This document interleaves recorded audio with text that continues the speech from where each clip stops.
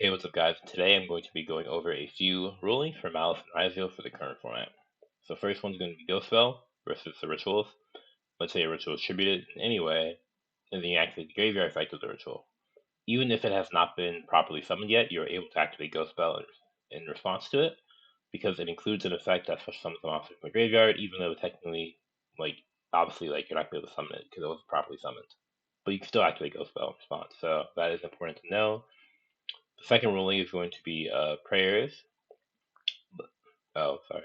Let's say Bell. Let's say they had Bell, another Bell one. But if you activate prayers and you do not tribute a monster, or just whatever, your opponent's able to activate Ghost Bell in response to it. Also, they're also able to activate Ash because of prayers. You don't choose the effect on activation; you choose the effect when it resolves, and when it resolves, you can choose either. So yeah, there's still a possibility for both. The next one is going to be prayers with face down monsters.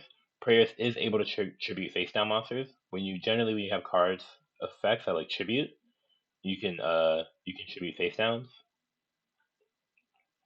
Another ruling is going to be prayers is specifically its second effect. So prayer's second effect says take 800 damage, then you can special summon one Mitsurugi monster from your hand or graveyard, but it cannot attack directly. So let's say you dark rule your opponent, right? Dark Ruler says negate the effects of all face-up monsters your opponent controls. Also, your opponent takes no damage for the rest of the turn. So if you Dark Ruler your opponent and they have prayers, they're actually not able to take damage. So because they're not able to take damage, they actually can't special summon a apply the second effect of this card. The special summon the Mitsurugi from the hand or graveyard. So that's actually really good. It allows you to let's say you have an impulse or an ash the graveyard effect or something like that. You can potentially maybe they might not be able to chain block it. Obviously in this situation they would be able to, but yeah, that's something important to note. They won't be able. For another ruling, this next one is going to be, let's say you go prayers tribute a Murkumo. When you prayers tribute a card, you don't have to add protect the hand, even though you tribute it to potentially apply both effects. You can choose to apply one. You just have to have a Mitsurugi in the deck to be able to tribute it in the first place. So yeah. Another ruling is going to be properly summoned ritual monsters. So let's say you have both these guys, which are properly summoned because they're on the field already. You overlay them for an XYZ. Let's say you just make this dude, which is seeing some play in the Ryzeal deck, and you go summon number 38, right? So some people have been saying that, once you use the ritual of XYZ material, it doesn't count as being properly summoned anymore, so you can't special summon it from the graveyard. But that is not true. Even if you use it as XYZ material, it will still count as being properly summoned. It just a monster won't count as being properly summoned. A ritual, if it returns to the hand, the deck, or the extra deck face down, obviously.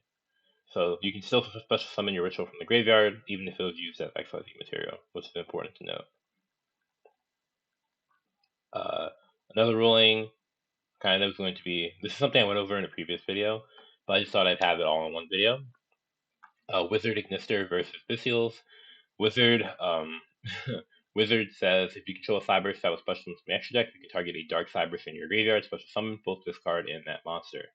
So if the monster is removed, so let's say they Bystial your Wizard target, the Wizard will not be able to resolve. So important to note. Another thing I went over before, if you use Lancia, or Lancia is used, the Code Talker and Lingeribo cannot be activated because they both banish. Another ruling, this is with Maliss in the Mirror. So Maliss in the Mirror says target one face-up monster your opponent controls, banish a Maliss from your hand or face-up in the field, and if you do, negate that monster's effect until the end of the turn. Let's say they go summon Ice effect, and you chain Maliss in the Mirror. If your opponent chains Detonator on your Maliss monster, if you don't have a Maliss to banish, then the Maliss in the Mirror will not resolve. Which is important to note. Also, even if this monster was removed from the field before the chain link resolved, the Maliss in the Mirror you would still banish because it banishes and negates. Another ruling, this is going to be Murkumo versus March Hare. So let's say you have March Hare in hand, it's your only card in hand. Maybe not only card, but it's a card in your hand. Use March Hare effect and they chain Murkumo.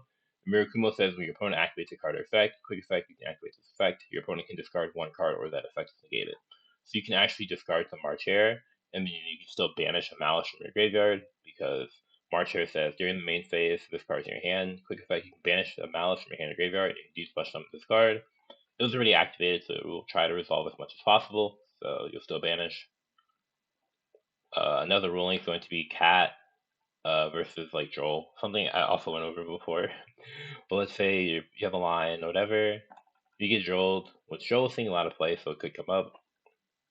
Cat is able to be activated under Joel because it says you can banish a Malice card from your hand, but you can draw 2 cards, so the draw is optional. Haggard Lizard. So let's say someone's under Joel and Haggard Lizard. Haggard Lizard is not able to. Oh, sorry.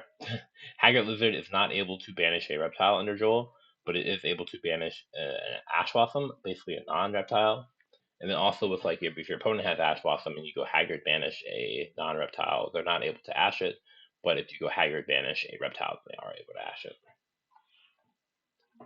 And then for other card rulings, you have Dynamundo.